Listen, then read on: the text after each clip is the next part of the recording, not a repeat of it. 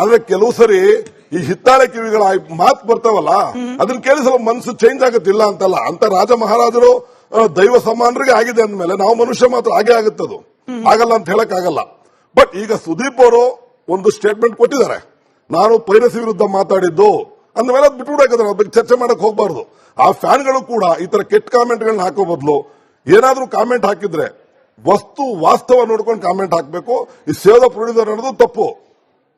ಮತ್ತೆ ಯಾವುದೇ ಒಬ್ಬ ನಿಜವಾದ ಫ್ಯಾನು, ನಿಜವಾದ ಸ್ಟಾರು ತನ್ನ ಫ್ಯಾನ್ ಬೇಸ್ ಅನ್ನ, ತನ್ನ ಫ್ಯಾನ್ ಫಾಲೋವರ್ಸ್ ನ ಒಂದು ಸಿನಿಮಾ ಬೀಳಿಸಿ ಅಂತ ಯಾರು ಹೇಳಲ್ಲ ಮೇಡಮ್. ಕನ್ನಡ ಚಿತ್ರೋದ್ಯಮದ ಪರಿಸ್ಥಿತಿ ಹೆಂಗಾಗಿದೆ ಅಂದ್ರೆ ನಾನು ಶುರುವಲ್ಲೇ ಹೇಳ್ದಾಗೆ 250 ಸಿನಿಮಾ ಬಿಡುಗಡೆ ಆದ್ರೂ ಕೂಡ ಗೆಲ್ತಾ ಇರೋದು 4-5 ಸರ್.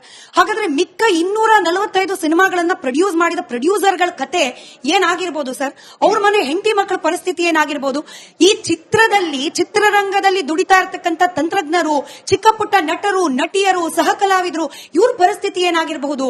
ಈ ಸೇವ್ ಸಹ ಕಲಾವಿದರು, ಸೇವ್ ಪ್ರೊಡ್ಯೂಸರ್ಗಳು, ಆ 245 ಚಿತ್ರದ್ದು ಇಂಥ ಕ್ಯಾಂಪೇನ್ಗಳು, ಅಭಿಮಾನಿ, ನಾನು ಯಾವುದೇ ನಟನ ಅಭಿಮಾನಿ ಆಗ್ಲಿ ಸರ್, ಇಂಥ ನಟರ ಅಭಿಮಾನಿಗಳಿಂದ ಇಂಥದ್ದೊಂದು ಕ್ಯಾಂಪೇನ್ ಮಾಡಬೇಕು ಅನ್ನೋ ಮನಸ್ಥಿತಿ ಅಥವಾ ಆತರ ಚಿಂತನೆ ಬರ್ತಾನೆ ಇಲ್ವಲ್ಲ ಸರ್? ಬರೀ ಕಂಡವ್ರ ಮನೆ ಹೆಣ್ಮಕ್ಳ ಬಗ್ಗೆ, ಕಂಡ ಹೀರೋ ಬಗ್ಗೆ, ಅವ್ರದ್ದೇನೋ ಪರ್ಸನಲ್ ಲೈಫ್ ಬಗ್ಗೆ ಈ ಬ್ಯಾಟಲ್ ಕಂಡಷ್ಟು ಪ್ರಖರವಾಗಿ ಕನ್ನಡ ಚಿತ್ರೋದ್ಯಮವನ್ನ ಉದ್ಧಾರ ಮಾಡಬೇಕು ಅಂತ ಹೇಳಿ ಯಾವ ನಟನ ಅಭಿಮಾನಿಗಳು ಪ್ರಯತ್ನ ಮಾಡ್ತಿದ್ದಾರೆ?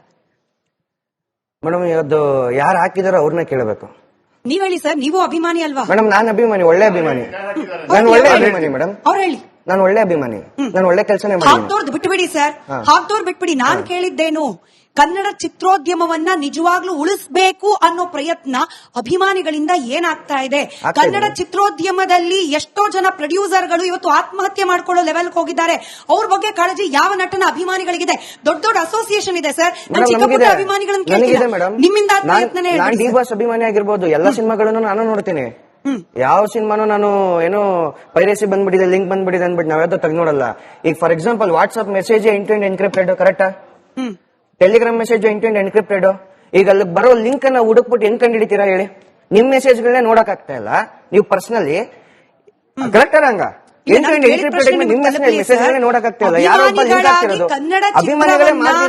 ಬೆಳೆಸೋ ಪ್ರಯತ್ನ, ಉಳಿಸೋ ಪ್ರಯತ್ನ ಏನಾಗ್ತಿದೆ? ಥಿಯೇಟರ್ ಹೋಗಿ ಸಿನಿಮಾವನ್ನ, ಸರ್ ನಾನು ದರ್ಶನ್ ಅವರ ಅಭಿಮಾನಿನೂ ಅಲ್ಲ, ಸುದೀಪ್ ಅವರ ಅಭಿಮಾನಿನೂ ಅಲ್ಲ ಅಂದ್ರೂ ಕೂಡ ಒಬ್ಬ ಕನ್ನಡತಿ ಆಗ್ಬಿಟ್ಟು ಕನ್ನಡ ಸಿನಿಮಾವನ್ನ ಚಿತ್ರರಂಗಕ್ಕೆ ಹೋಗಿ ನೋಡ್ತೀನಿ.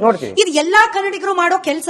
ಬಟ್ ಒಂದು ಫ್ಯಾನ್ ಅಸೋಸಿಯೇಷನ್, ನಾವ್ ಇಂಥ ನಟನ ಅಭಿಮಾನಿಗಳು ಅಂತ ಸಂಘ ಕಟ್ಕೊಂಡಿರುವವರು ಚಿತ್ರ ಮಂದಿರಕ್ಕೆ ಹೋಗಿ ಚಿತ್ರ ನೋಡೋದಷ್ಟೇ ಅಲ್ಲ ಸರ್, ಚಿತ್ರೋದ್ಯಮವನ್ನ ಉಳಿಸ್ಲಿಕ್ಕೆ ಮಾಡ್ತಿರೋ ಪ್ರಯತ್ನಗಳು ಯಾವ ರೀತಿ ಇದೆ ಅಷ್ಟೇ ನನ್ನ ಸಿಂಪಲ್ ಪ್ರಶ್ನೆ. ಮೇಡಮ್, ನಾವು ಸಿನಿಮಾ ಹೋಗಿ ನೋಡೋದೇನೆ ಆ ಸಿನಿಮಾ ಉಳಿಸ್ದಂಗೆ. ಅದು ಬಿಟ್ಟರೆ ಸೋಷಿಯಲ್ ಮೀಡಿಯಾ ವಾರ್ಗಳು. ಚಿತ್ರರಂಗ ಉಳಿದ್ರೇನೆ ಈ ಸ್ಟಾರು ಪಾರಲ್ಲ. ಚಿತ್ರರಂಗನಲ್ಲಿ ಏನ್ ಉಳಿತಾರೆ, ಏನ್ ಮಾಡ್ತಾರೆ ಅವರು? ಎಲ್ಲಾ ಸ್ಟಾರು ಕೂಡ ತಮ್ಮ ಫ್ಯಾನ್ಗಳಿಗೆ ಚಿತ್ರರಂಗ ಉಳಿಬೇಕು, ತಾವು ಮೆರಿಬೇಕು, ತಾವು ಒಳ್ಳೆ ಹೀರೋ ಆಗ್ಬೇಕು ಅಂದ್ರೆ, ತಾವು ಸ್ಟಾರ್ ಪಟ್ಟ ಬೇಕು, ಸ್ಟಾರ್ ಕಟ್ಟಬೇಕು ಅಂದ್ರೆ ಎಲ್ಲ ಅವ್ರವ್ರ ಫ್ಯಾನ್ಗಳಿಗೆ ಕನ್ನಡ ಚಿತ್ರಗಳನ್ನು ನೋಡಿ ಚಿತ್ರರಂಗ ಉಳಿಸಿ ಅನ್ನೋ ಒಂದು ಅಭಿಯಾನ ಮಾಡ್ಬೇಕಷ್ಟೇ ಹೊರತು ಈ ತರ ಕಿತ್ತೋತ್ತರ ಕಾಮೆಂಟ್ಗಳು ಹಾಕೊಂಡು ಎಷ್ಟು ಕಷ್ಟ ಇದೆ ಸರ್ ಇಂಥ ಪರಿಸ್ಥಿತಿಯಲ್ಲಿ. ಒಂದ್ ಕಡೆ ಪೈರಸಿ, ಮತ್ತೊಂದ್ ಕಡೆಯಲ್ಲಿ ಫ್ಯಾನ್ಸ್ ವಾರು, ಮತ್ತೊಂದ್ ಕಡೆಯಲ್ಲಿ ನೆಚ್ಚಿನ ನಟ ಜೈಲ್ ಪಾಲು, ಮತ್ತೊಂದ್ ಕಡೆಯಲ್ಲಿ ಮತ್ತೊಬ್ಬ ನಟನ ಚಿತ್ರ ಫಸ್ಟ್ ಡೇನೆ ಕೆಟ್ಟ ರಿವ್ಯೂ. ಇದಕ್ಕಿಂತ ಪರಿಸ್ಥಿತಿ ಬೇಕಾ ಸರ್? ಆ ಸ್ಪಾರ್ಕ್ ಹುಟ್ಲಿಕ್ಕೆ ಕನ್ನಡ ಚಿತ್ರೋದ್ಯಮವನ್ನ ಉಳಿಸುವ ಜವಾಬ್ದಾರಿ ಅಭಿಮಾನಿಯಾಗಿ ನಂದು ಕೂಡ. ನಾನು ಇದಕ್ಕೊಂದು ಸ್ಟೆಪ್ ತಗೊಳ್ತೀನಿ. ಇದಕ್ಕಿಂತ ಸಮಯ ಬೇಕಾ sir? Is this not the right time? Yes madam, ತಗೋಬೇಕು. ಅದೇ ಹೇಳ್ತಾ ಇದ್ರು ಮೇಡಮ್. ಈಗ ಸ್ಟಾರ್ ಅಂದ್ಕೊಂಡಿರೋರು ಬಡವ್ರ ಮಕ್ಕಳು ಬೆಳಿಬೇಕು ಅಂತಾರೆ ಹೊರತು ಯಾರ ಮಕ್ಕಳು ಬೆಳೆಯಲ್ಲ ಮೇಡಮ್. ಒಬ್ಬ ಬಡವ ಏನಾದ್ರು ಚಿಕ್ಕ ಪುಟ್ಟ ಆರ್ಟಿಸ್ಟ್ ಒಂದು ಆಡಿಯೋ ರಿಲೀಸ್ ಮಾಡ್ಬೇಕಾದ್ರೆ, ಒಂದು ಪಿಕ್ಚರ್ ರಿಲೀಸ್ ಮಾಡೋ ಯಾವ ಹೀರೋನು ಬರಲ್ಲ ಮೇಡಮ್. ಅದ್ರ ಕೆಲವು ಜನ ಬರ್ತಾ ಇದ್ರೆ, ಅದರಲ್ಲಿ ಮೇನ್ ದರ್ಶನ್ ಚಿಕ್ಕ ಪುಟ್ಟ ಸಿನಿಮಾಗಳು ಬರ್ತಾ ಇದ್ರು ಅವರು. ಬಟ್ ಈಗಿನ ಹೀರೋಗಳು ಯಾರು ಚಿಕ್ಕ ಪುಟ್ಟ ಸಿನಿಮಾ ಬರೋದೇ ಇಲ್ಲ ಮೇಡಮ್.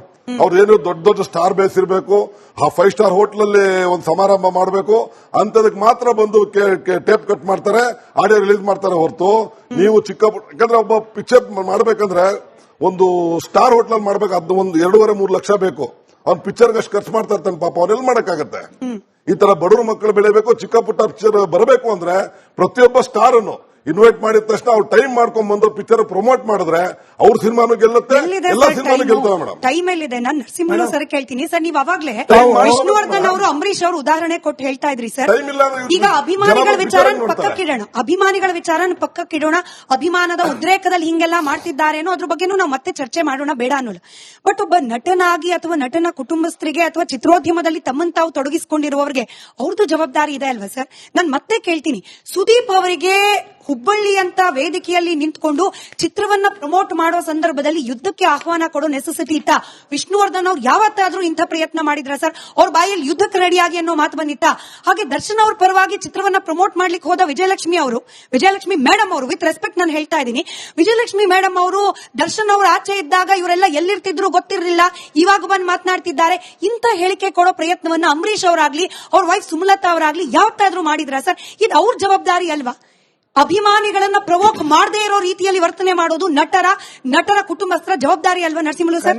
ಖಂಡಿತ ಮೇಡಮ್, ಅದು ಅವ್ರ ಕರ್ತವ್ಯ. ಯಾವುದೇ ಹೆಚ್ಚು ಎತ್ತರಗಾರ ಬೆಳೆದಿರ್ಲಿ, ಇಂಥ ಪ್ರವೋಕ್ ಮಾಡೋದು ಮಾಡಲೇಬಾರ್ದು. ಯಾವ ಸ್ಟಾರ್ ಆಗ್ಬೋದು, ಅವ್ರ ಫ್ಯಾಮಿಲಿ ಆಗ್ಬೋದು, ಮಾಡಲೇಬಾರ್ದಾಗಿತ್ತು. ಮೊದಲಿಂದಾನೇ ಇದ್ದಾರೆ, ಆದ್ರೆ ಈ ತರ ಬೀದಿ ರಂಪಾಟ ಮಾಡ್ತಾ ಇರಲಿಲ್ಲ. ಆದ್ರೆ ಮಾಡಿದ್ದಾರೆ, ಅದಕ್ಕೆ ಸಮಜಾಯಿಸಿ ಕೊಟ್ಟಿದ್ದಾರೆ. ನಾನು ಈ ಪೈರಸಿ ವಿರೋಧ ಅಂತ ಅವ್ರು ಹೇಳಿದ್ದಾರೆ, ಇವರೊಂದು ಇನ್ನೊಂದು ಕಡೆ ಏನು ಹೇಳ್ಕೊಟ್ಟಿದ್ದಾರೆ. ಬಟ್ ಇದು ಯಾಕಂದ್ರೆ ಬೀದಿ ರಂಪಾಟ ಆಗ್ತಾ ಇದೆ. ತಾವ್ ಹೇಳ್ತಾ ಇದ್ರಿ 250 ಮೇಡಮ್ ಇವತ್ತು ವರ್ಷದಲ್ಲಿ ಬರ್ತಾ ಇರೋದು. ನಿಮ್ಗೆ ಗೊತ್ತಾದಾಗೆ 250, 300 400 ಫಿಲ್ಮ್ಗಳು ರೆಡಿ ಆಗ್ತಾ ಇದ್ದಾವೆ. ಎಷ್ಟು ವೇಸ್ಟ್ ಆಗ್ತಾ ಇದೆ ಅಂದ್ರೆ, ಒಂದೊಂದು ಸ್ಟೇಟ್ ಅಲ್ಲಿ, ನಮ್ಮ ಕರ್ನಾಟಕದಲ್ಲೇ 400 ಫಿಲ್ಮ್ ರೆಡಿ ಆಗುತ್ತೆ. ಆದ್ರೆ ಈ 205 150 ಗ್ಯಾಪ್ ಇದೆಯಲ್ಲ, ಒಂದು ತೆರೆ ಅಂತ ಇಲ್ಲ. ಫಿಲ್ಮ್ ಮಾಡ್ತಾ ಇದ್ದಾರೆ, ಫಸ್ಟ್ ಕಾಪಿ ಬರ್ತಾ ಇದೆ, ಅಲ್ಲಿಗೆ ತಗೊಂಡು ಹೋಗ್ಬೇಕಾದ್ರೆ ಅವ್ರಿಗೆ ದುಡ್ಡು ಬೇಕು. ಹೋದಾಗ ಸಿನಿಮಾಗೆ ಯಾರು ಆಡಿಯನ್ಸ್ ಬರಲ್ಲ, ಇನ್ನೂ ಲಾಸ್ ಆಗತ್ತೆ. ಹಾಗಾಗಿ 150 ಫಿಲ್ಮ್, ಒಂದು ವರ್ಷಕ್ಕೆ 150 ಫಿಲ್ಮ್ ಮೂಲೆ ಗುಂಪಾಗ್ತಾ ಇದೆ.